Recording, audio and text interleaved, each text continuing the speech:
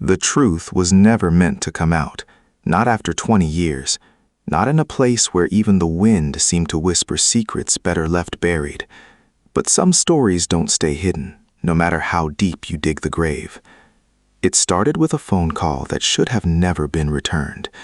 A number that had been disconnected for 2 decades suddenly lit up on an old detective screen at 3:14 a.m. No name, no location, just a single message. You were wrong about what happened that night. Detective Alan Mercer sat frozen in the dim glow of his kitchen light, the rain tapping softly against the window like impatient fingers. He hadn't heard that voice in his head for years, the voice of a case he tried to forget, a case that ruined him in ways no one ever understood. The Blackwood case, 20 years ago. A small town, a missing family. No bodies, no answers, just silence. And now, that silence had spoken back. Alan hadn't been a young detective when it happened, but he had been hopeful. Back then, Blackwood was the kind of town where nothing ever happened. People left their doors unlocked, kids rode bikes until sunset, and everyone knew everyone. That's what made it so disturbing when the Harris family disappeared overnight. 4 people, gone without a trace. No forced entry, no signs of struggle. Just an untouched dinner table, plates still warm, candles burned halfway down, and a house that felt like it had been exhaled from existence. The town had panicked, the media had swarmed, and Alan had been assigned to bring answers. But there were none. No fingerprints, no ransom note, no witnesses, nothing. Except one thing. A neighbor had reported seeing a man standing near the Harris house that night, tall, motionless, watching. But when pressed, the neighbor couldn't describe his face. "It was like I saw him," the man had said, but my mind refused to keep him. That was the first crack in the case, the first sign that something about Blackwood wasn't normal. Weeks turned into months. Months turned into a year. The case grew colder than winter itself. Eventually, the department moved on. Files were archived. The town tried to heal. But Alan never did. Because just before the case went cold, there was one more detail no one else believed. A child's voice, recorded on an old emergency line that had been deactivated for years. The dispatcher who picked it up swore it shouldn't have been possible. The voice was faint, broken, almost drowned in static. "Don't trust the mirror in the basement." That was all it said. Alan had replayed those words thousands of times, not because they made sense, but because they didn't. There was no mirror in the Harris basement, or at least that's what everyone thought. The night after the phone call, Alan drove. He didn't tell anyone. He didn't need to. Blackwood was still there, unchanged, like time had simply refused to touch it. The same broken streetlights, the same leaning road signs, the same silence that felt too heavy for a place where people were supposed to live. The Harris house was still standing. That alone should have been impossible. Abandoned properties get torn down, sold, rebuilt. But this house remained like a scar no one dared to cut away.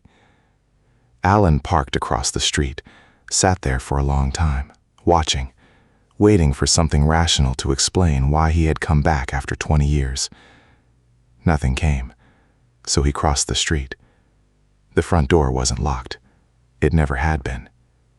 Inside, the air was wrong, not stale, not dusty, just paused, like the house was holding its breath, waiting for him to leave or remember something he had once chosen to forget.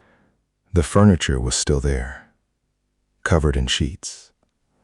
The same dinner table stood in the kitchen like a frozen memory.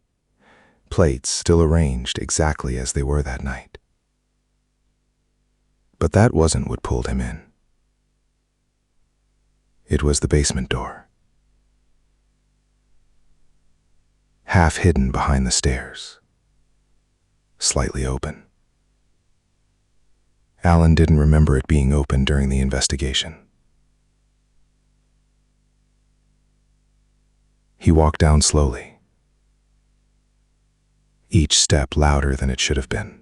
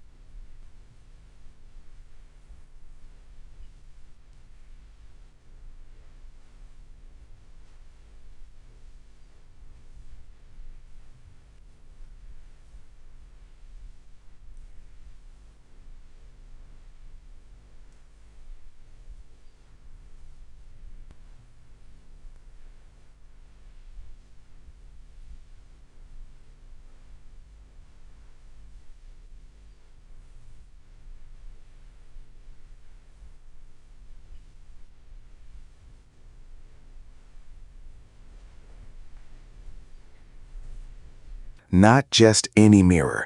It was massive, old, framed in dark wood that looked almost burned at the edges. It shouldn't have been possible to move something like that into a basement without anyone noticing. Yet there it was. And it was clean, not a speck of dust. Alan stepped closer.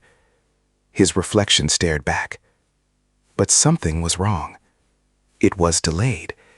He moved his hand. The reflection didn't follow immediately. It hesitated, like it was thinking about whether to obey. Alan stepped back instinctively. The reflection didn't. Instead, it smiled. Alan's breath caught. He had not smiled.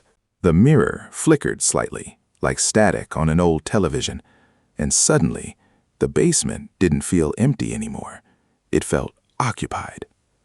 A voice came, not from behind him, not from inside the house, but from the glass itself. "You came back." Alan's mouth went dry. "Who are you?" The reflection tilted its head.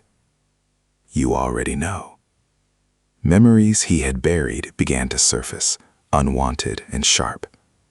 The night of the investigation. The basement door that had been sealed.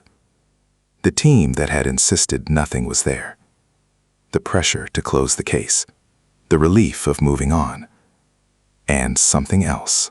A moment he had refused to think about for 20 years. He remembered standing in this very basement. He remembered the mirror. And he remembered making a choice. "No," Alan whispered. "That's not possible."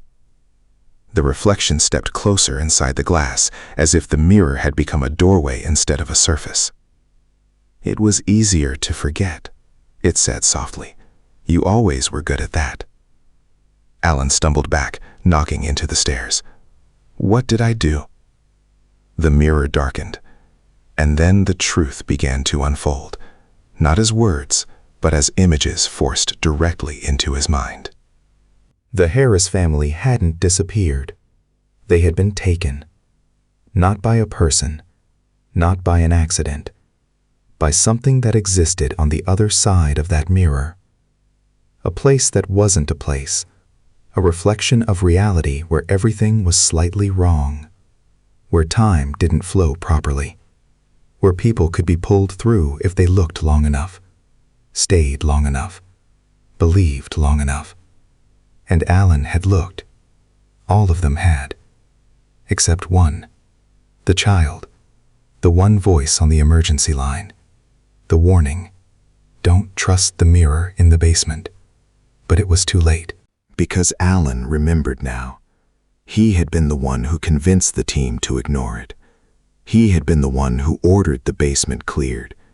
He had been the one who stood in front of that mirror and told himself it was nothing. And in doing so, he had sealed their fate. The reflection stepped forward again. "They're still there," it whispered. "Waiting." Alan shook his head violently. No, I saw the reports. There was nothing. No bodies. No signs." "Because you wrote the reports," the reflection interrupted gently. "You decided what was real." The basement felt like it was shrinking. The mirror began to ripple. And suddenly, Alan saw them. The Harris family. Not as memories, but behind the glass. Alive. Screaming silently. Pressed against an invisible barrier like they had been trapped underwater for 20 years. And behind them, something else. Something vast. Watching. Learning. Waiting. Alan fell to his knees. "What do you want?" The reflection leaned closer until its face almost touched the glass. "Finish it," it said. "Finish what?" The mirror cracked slightly, and in that crack, reality itself seemed to bleed. "Open it properly this time," the reflection whispered, "or stay here and take your place." Alan understood then that the call wasn't a warning, it was an invitation. The phone message, the return to Blackwood, the impossible reopening of a sealed case. It wasn't random. It was engineered. He had been brought back to choose. Save them or replace them. The house above creaked loudly, as if reacting to something waking up beneath it.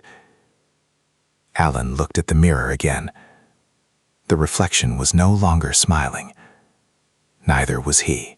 And for the first time in 20 years, Detective Alan Mercer did something he had avoided since that night. He stepped forward, not away from the truth, but into it. The glass felt like ice breaking. The world folded, and everything went silent. The next morning, Blackwood had a new mystery. The Harris house was empty again, but the basement mirror was gone. And in its place, carved into the wooden floor, were words no one could explain. He chose to stay. And somewhere, in a place that wasn't quite here and wasn't quite gone, a man continued to search for a door he had already walked through.